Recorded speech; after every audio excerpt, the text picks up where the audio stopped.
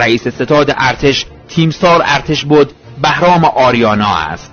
ارتشبد آریانا چنین فرمان می‌دهد: وقت دفاع از میهن و دادن جوابی سنگین به دشمن متجاوز است. صدام باید بداند دست به عمل بسیار احمقانه ای زده است، چون ارتش ایران نمی نشیند تا تماشا کند که او بیاید هر کاری دلش می خواهد بکند.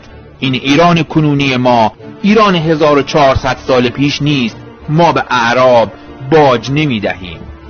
واحدهای ارتش ایران مانند سیلاب وارد عراق شده، چندین لشکر زرهی و مکانیزه عراق را در هم کوبیده و هر مقاومتی را از بین میبرند. ساعت 9 صبح است. فقط ظرف 3 ساعت بصره شهر دوم و استراتژیک عراق فتح می شود و هدف بعدی مستقیما بغداد است. زره‌پوش‌ها، تانک‌ها، کما و سربازان دلیر ایران زمین با سرعتی برق‌آسا و باور نکردنی در راه بغداد هستند. پشتیبانی نیروی هوایی شگفت آور است.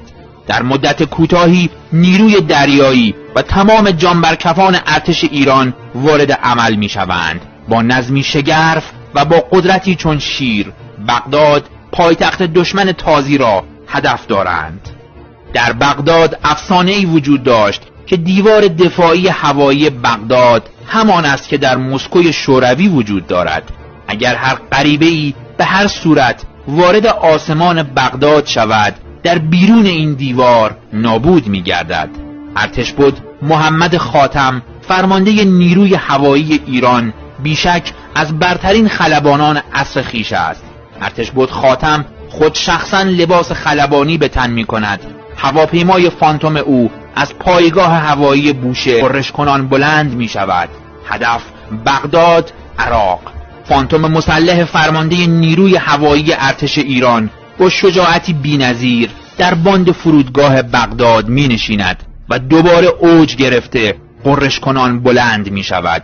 این حرکت در اصطلاح نظامی تاچ کردن نامیده می شود و بدترین اهانت به نیروی هوایی یک کشور بیگانه است. در راه بازگشت به ایران زمین ارتشبد خاتم دیوار صوتی را بر فراز کاخ صدام حسین می شکند و وحشتی عظیم در دل او ایجاد می کند. یک هواپیمای جنگی عراق به ایران پناهنده شد و در یکی از فرودگاه‌های کشور به زمین نشست. خلبان این هواپیما از کشور ایران تقاضای پناهندگی نمود، ولی هواپیمای مذکور روز اول شهریور به عراق بازپس داده شد.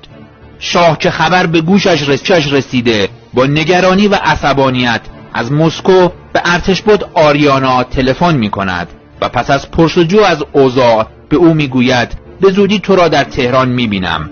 ارتشبد آریانا به شاه چنین پاسخ می دهد: اعلیحضرت 24 ساعت دیگر تشریف بیاورند بغداد، با هم نهار خواهیم خورد. شاه پاسخ می دهد دست نگه دارید، ما تجاوزگر نیستیم، بغداد را اشغال نکنید. نمی خواهم جنگی شروع شود که جوانان کشورم کشته شوند.